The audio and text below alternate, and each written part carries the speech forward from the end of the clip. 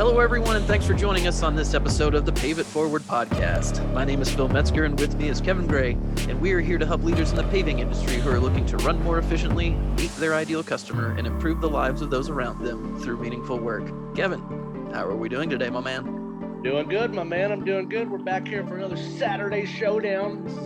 Kind of becoming the norm here. I guess we're getting into the season a little bit. And drier days out there, so my time is getting a little more stretched thin. I might speak on that here a little later on when you ask me a certain question that you ask me on a weekly basis. But yeah, man, we're getting ready to rock and roll. Things are good, man. Things are really good. We are getting the team dialed in. We're kind of coming into the final stretch, hopefully, of getting some of the training and cross training done around here. And it's been quite rainy this spring, a little more than usual. It's actually, this time it's usually starting to dry up a little more than it is. So we're kind of raring, itching, ready to go, man. We've got, just landed a bunch of large commercial projects this past week, thanks to a very important customer of ours. So those are coming in, getting on the books. So we're sitting here ready to tee off on those, baby. That's great, man. I love it. Yeah, it's getting warm here. You hear How all you the cars riding by, all the motorcycles riding by. Yes. Oh, I'm doing great, man. Yeah, you can feel it. You feel the spring energy, right? It's kind of absolutely. Yeah, we're ready for it, man. It's we really don't even have an option as far as like whether we want to work or not right now. It's so busy, and of course I'm preparing for the little one that's coming. Yes. And then also just with this, I really appreciate you being able to spend some time, and I like the Saturday vibe. Now, if it starts squeezing us in on both ends, where Monday and Friday are taking our weekends up, it might not be as fun, but we're still going to get it done. And I really hope everyone out there is listening, is having a great day as we look to bring you, the Asphalt business owner, the value that you're looking for. Just a real quick note, we have Pave It Forward gear that we are now giving away for answering questions on this year's paving industry report. From stickers to t-shirts and even some other prizes from a partner or two of ours. We want to thank people for taking the time to answer these questions about how they performed last year and what they're looking to improve this year. So if you, the listener, wouldn't mind going to paveitforwardinc.com to take the paving industry report. And if you fill out 20 of the 23 questions, because some of the questions may not apply, but if you fill those out, we give you 10 extra entries. And those are for the bigger stuff like the t-shirts and other good stuff we have coming along. So if you don't mind, go to paveitforwardinc.com. That's Pave It Forward INC. Then there will be a paving industry report button, or you can just go to paveitforwardinc.com/paving industry report. So, Kevin, today, in light of the paving industry report, we thought we would just reflect on some of those questions and also kind of key in on what some people can expect if they're looking to go and help us out by answering. So the first one that we're going to discuss is something new that you were interested in trying to potentially improve in your work or company in 2022. Do you have any thoughts on what you're going to try to improve in 2022? Yeah, we're going to, quality is always one of those things you're trying to improve. And we preach quality quite a bit during this time of the year as we're getting ramped up. We take, I've spoken on this, I believe, a little bit in the past. We take good part of March and most of April as well is really dialing in, the quality aspect of what our customers expect, or more importantly, what we have promised that we are going to deliver to our customers. So we need to teach that on the back end, what that actually looks like. So as we are ramping, I'm going to say we're ramping down the quality aspect of that. Quality will never be ramped down. We're kind of shifting gears more towards the speed concept, if you will. So that's kind of what the new term that's going to be thrown around here in the upcoming weeks. We're going to be starting to talk a lot about speed, and we want to drastically improve that from last year because we have yet again doubled our revenue goal. So it's basically, how can we go twice as fast, right? And Sure. Hopefully that's not all, hopefully the field crew doesn't have to carry all of that burden. Hopefully that can also be helped with some different sales tactics and techniques and finding different, better jobs that help us get to those goals as well. But we want to take a look at the field and see how can we just do things faster. We've learned how to pave, seal coat, crack seal, strive. We learned how to do kind of our most common scopes of work that we do relatively quickly. So taking a deeper look into, all right, well, how, if we're getting pretty fast on the job, what can we do in between jobs or in the other time that can improve the speed? So what one big thing we're going to start trying out, I didn't come up with this on my own. I will give my buddy Keith Calloway Jr. the credit for this. We need a Keith Calloway sound. Like We he do, needs his man, own because like branding sound or something I know, dude. Yeah, right. that we Because I can mean, insert right here. we share so many ideas. It's unreal, and we've both implemented things into each other's business.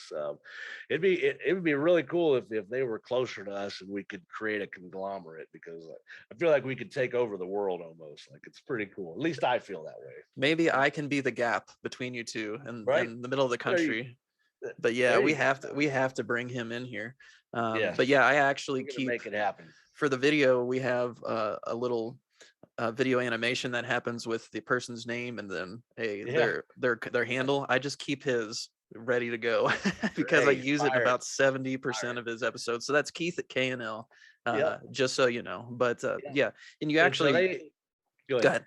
Well, I was just saying you're actually perfectly leading into another question, which is what process or program, but process have you implemented recently that you would recommend to others? And I do believe that's what you're talking about is speeding up there.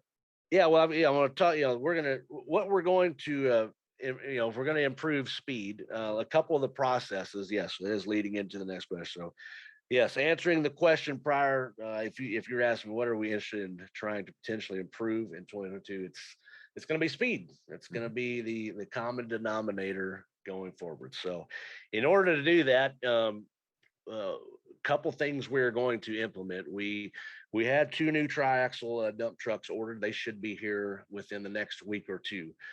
So what we're going to do, especially on our residential days and even on our commercial days when we've got to get to multiple job sites, our residential I'm talking about paving days, our residential paving days, uh, historically, if you take an average size driveway, now we're trying to sell larger size driveways as well. But if you take, your normal size residential suburban driveway, historically we've been able to do 4, maybe 5 of those a day. We're trying to get that number to 6, 7, 8.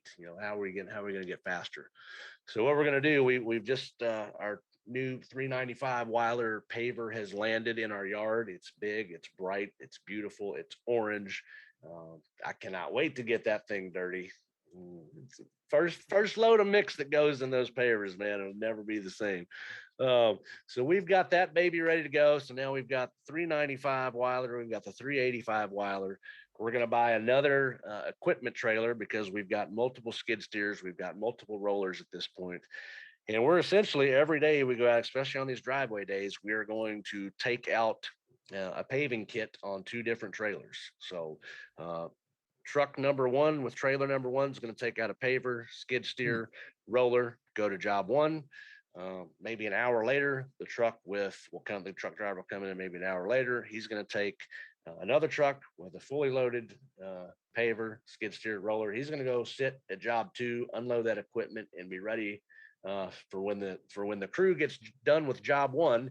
They don't have to sit there and load up any equipment. The truck driver and potentially helper is going to stay there, get all that equipment loaded from job 1, and their crew's already going to be on their way and sitting on the equipment in the customer's driveway on job number 2. I mean, paving. So we're not going to be spending any time during the day now unchaining equipment. That's all going to be happening while the crew is doing the job prior. So we're going to be piggybacking, these 2 sets of equipment. Equipment set 1 will go to job 1, 3, 5, 7 for the day. The other will go to 2, 4, 6, 8, so on and so forth. So that's one big thing we're going to do to help speed. And we've got to have a couple guys cross-trained, especially on the compaction team, because it's likely that we'll be potentially leaving a roller operator behind to finish rolling job 1 and have a guy capable of rolling job 2 already headed to that job site while job 1's getting finished.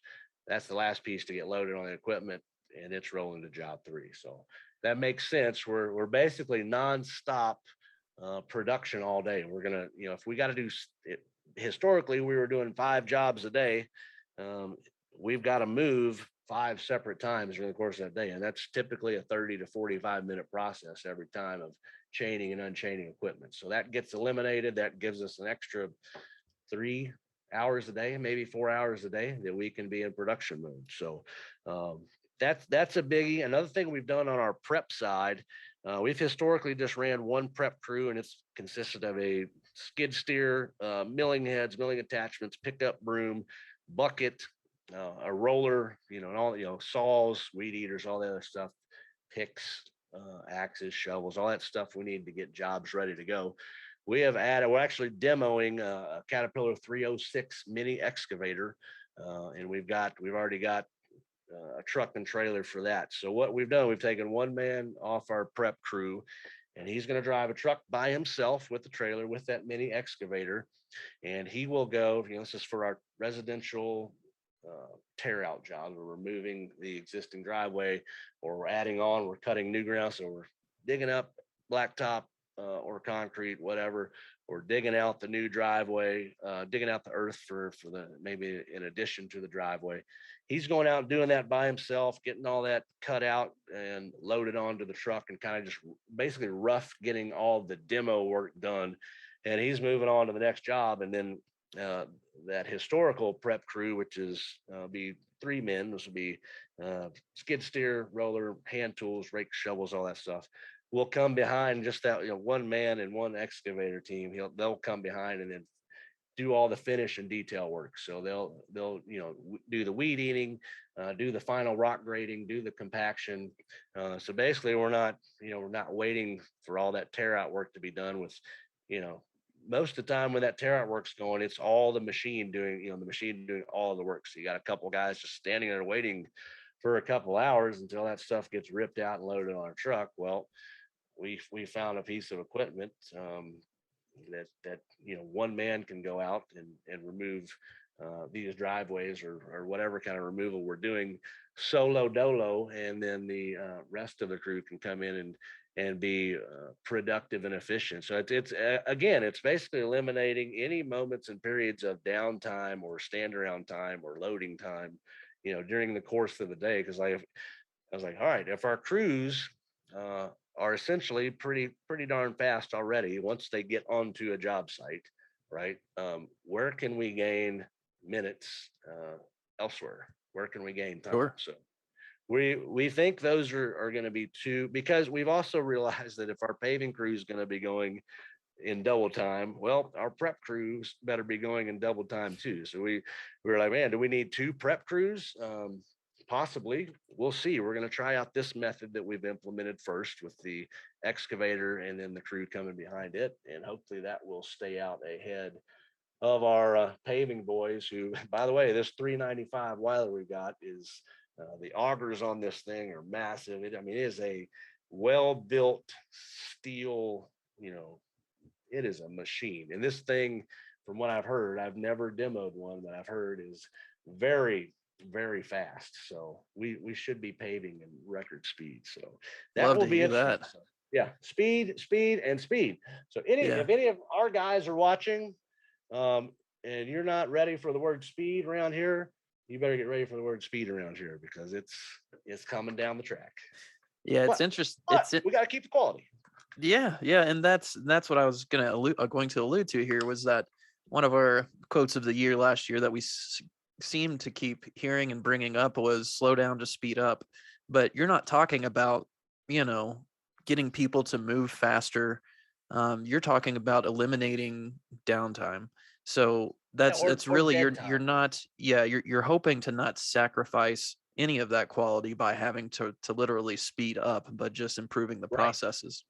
Yeah, we're not necessarily speeding up the work we're doing. We've already, what I mean? Hopefully a little bit, especially with the new paver. We want that thing to gain us a few more tons an hour. But yes, we've kind of dialed in how to get fast doing it's the other things. Exactly, man. And that's I think a lot of people take that time for granted, because you just assume that's part of the day. We got to load and unload equipment. We got to wait for the machine to do what it's doing before we can get in there. And I think a lot of people are just content to concede that is a cost of doing business, and I don't think that it has to be. I'm trying to, no, I mean, this isn't for everybody. I mean, it's taking some risk. I mean, we're obviously having to purchase, quite a bit more equipment, trailers, and stuff to move this stuff around. So like, this isn't something you can immediately, jump in and do. It's got to be kind of built over time. And it's, again, the goal with anything, at least with my mentality and the way I like to operate, is calculate that return on investment that I see when I purchase equipment or add manpower or pay people more money, or whatever it may be. What's the return going to look like? Sure. And if anyone, we covered a lot right there, and I like your Yeah. strategy seems super solid. But if anyone has any questions, reach out to Kevin Yes. on ADC, or at Pave It Forward, where we'll be more than happy to access it there. But feel free to send us a video too, because sometimes it can be hard to word exactly what you're thinking, and keep it concise, and actually say what you mean without doing a video. So feel free to send us those videos. But we also had just one more question. You actually alluded to the pieces of I, equipment and technology aspect of it there, which is yeah, I fine. think we've covered it all. Honestly, I think. Yeah.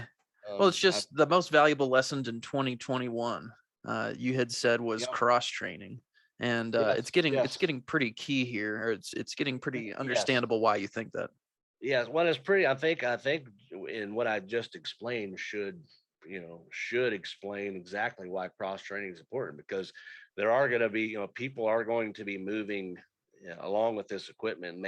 May whether it be for the day, whether it be for just a part of the job while the other job's finishing up, or uh, we've broken, this prep crew up a little bit. We're doing some similar things on our seal coating and maintenance side with our striping crew and our seal coating, crack sealing. We got 7, 8, 9 guys on that side of the business that are also prepping and paving now, that are also capable. If we've got, a large seal coating job that requires, crack sealing, seal coating, striping, that we can move these bodies, and they can be doing many different jobs on any given day. And it's going to be critical. And it's so important for small businesses that don't have these massive amounts of manpower and laborers at their disposal to get the guys you've got doing as many things as possible. And by the way, when you cross train, you might surprise yourself that you allow someone to get in and do something that you had no idea that they were really good at doing it, Hmm. or that they may really really enjoy. Right. Uh, Right. Sometimes you're like, okay, I've already got a roller operator, I've got screw operators. I guess you're going to have to rake. It's like, well, we had, and the other beauty of this is we had two we had two team leads out last week on the same day as we, and I was like, well, the sun's out, we're gonna go paving. Like, I mean, we're not Sure. going home. Like, the house, the building's not burning down. Everything's okay. Yeah. We went out and grabbed a couple guys before we went out. Said, all right, who's gonna roll today? Who can roll? Who's got some experience? And they're like, oh, and man, the job was absolutely, I mean, it was beautiful, beautiful. Nice. Like, Nice. it's comforting as a business owner, as a leader, to know um, that you've got folks that can step into these positions and that can execute and deliver. And I think we're guilty a lot of times that you get people just in a role, and you just say, hey, that's your role. And it's like, man, these humans they're capable of doing a lot of things given the opportunity, right? So Right. it's it's pretty neat, man. It allows guys to also, take some time off during the year if they got something to do with their family, and someone can step in and fill that position for a few days, and we don't skip a beat, man. So that cross training, especially, when we're trying to go fast, we're trying to improve efficiencies, we're trying to double revenue. Like, all right, we can't be dependent that we only have one man for each roller position. Like, Sure. something's going to break, the system's going to break down one day. Like, we're going to be in trouble. We're not going to be able to go to work if we don't get this ironed out. So I think that thought process is huge. I mean, obviously, and also not using the person in a role as a checkbox, like, okay, I can set it and forget it now. yeah. But to be able to adjust as a leader not when there's two key people out, but also having the ability to spin that into an opportunity for someone else, I think is a really key point there. It can be, and those points are encouraging that the lot ended up great and that you saw people engage in a role that they were interested in. So yeah, I think that's also something you can pull away. But to Yeah. keep to keep everyone happy and healthy in our lives, why don't we go ahead and get on to that thought that won't stop? Kev, you got any thoughts that won't stop this week? I do, because I've seen, I got spread pretty thin last year. We had a massive amount of growth. We in the middle of the season lost a few key leaders in the midst of that. A couple of them just didn't really want to participate in that kind of growth. They want a little more relaxed pace, and that's fine. We're not for everybody, and we try to be very transparent about that on the front end when we hire folks, and that's cool. But I got pretty used. I mean, you were hanging around me towards the end of the season last year. I was like a wet dog, man. It It had was been whipped. So um, I intend to not allow that to happen again this year. And I was actually speaking with my wife about it at my kids' baseball practice morning. Is like, I've got to be mindful about setting and establishing my routines for my mental health, for my physical health, uh, for my personal well-being. All encompassing, whatever those things look like that keep me healthy and whole and full. That I'm going to have to be very mindful of those.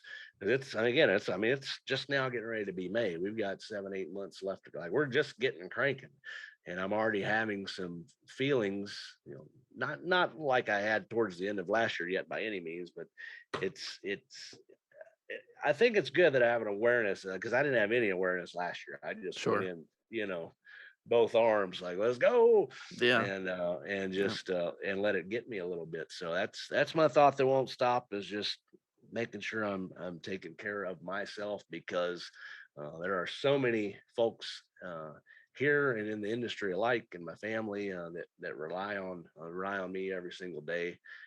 We provide livelihood for about 25 folks here, and uh, you know, I need to be able to coach my team in the fashion that I need to be able to coach my team every day of the week, and I need to be the husband and father and friend, mentor, coach, whatever I need to be outside of my business as well. So Yeah, that's that's it. definitely that's a topic that we're going to check in on this year. Not just you, but also getting people on here. I know we have some guests that we're trying to bring on, and I don't think it'll be a problem. And I think it's something that's you've seen as a bigger topic than anyone would ever lead on. People aren't necessarily.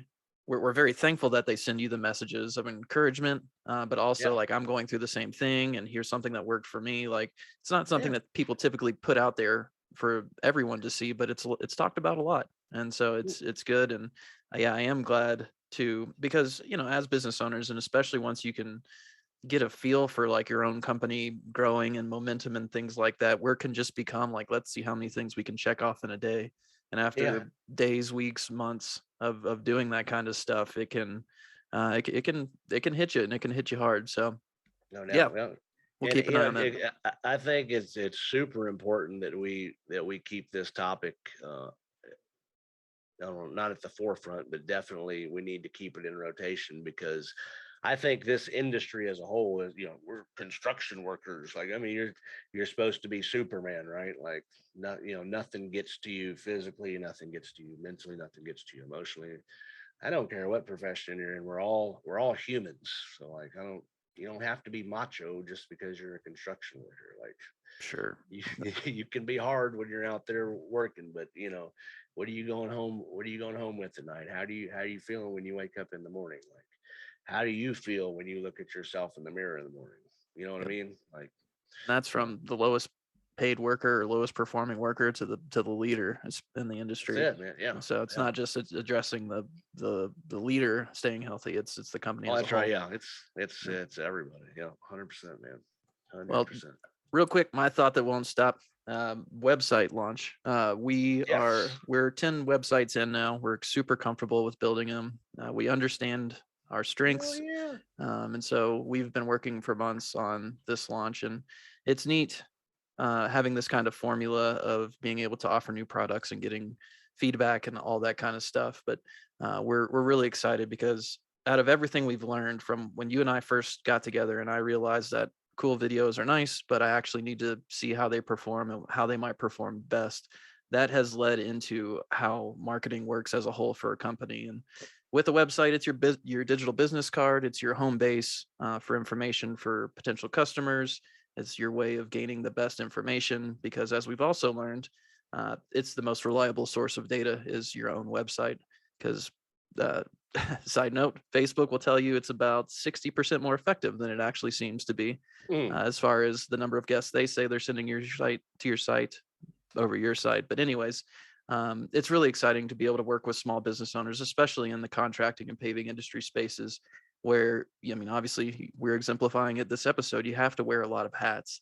And it's just, it's an area of creativity and analytics where we really enjoy ourselves. So be on the lookout for that if you're interested. But yeah, it's definitely the biggest checkbox before the kiddo comes. Charlie is absolutely kicking butt on that now, so we're ready. But love it, dude. Congrats. In wrapping up, I did want to tell everyone again that you can get a free Audible book, a $15 value at audibletrial.com/pave, PAVE. And also go to paveitforwardinc.com if you want some Pave It Forward swag. Just fill out the paving industry report and you'll be entered in a chance to win some items. Actually, Oaks Paving, Brian Oaks won our first drawing this past week, so he's gonna get a gift in the mail. But yeah, go to that website, fill it out, and we definitely appreciate it, and so does the rest of the industry. Kevin, any last thoughts for the people today? No, sir. Man, I'm gonna go enjoy this 85-degree day with my kiddos and have a little me time. Sounds great, man. Well, I hope everyone else gets a little time to relax out there as well. Yep, and I appreciate you listening. This has been the Pave It Forward podcast, where we aim to help leaders in the paving industry who are looking to run more efficiently, meet their ideal customer, and improve the lives of those around them through meaningful work. Thanks for listening. Hey, I just wanted to give a quick message that we will not be recording any episodes for the next 2 weeks. I do apologize, but I have a baby coming, and I'm going to take a little step away, and Kevin is fine with that as well. So we are going to come back strong after the paving industry report concludes. We're going to have some guests on. We're going to have a lot of new studies and information. So tune back in here in about 2 weeks, and we can't wait to get back to it. Once again, thanks for listening.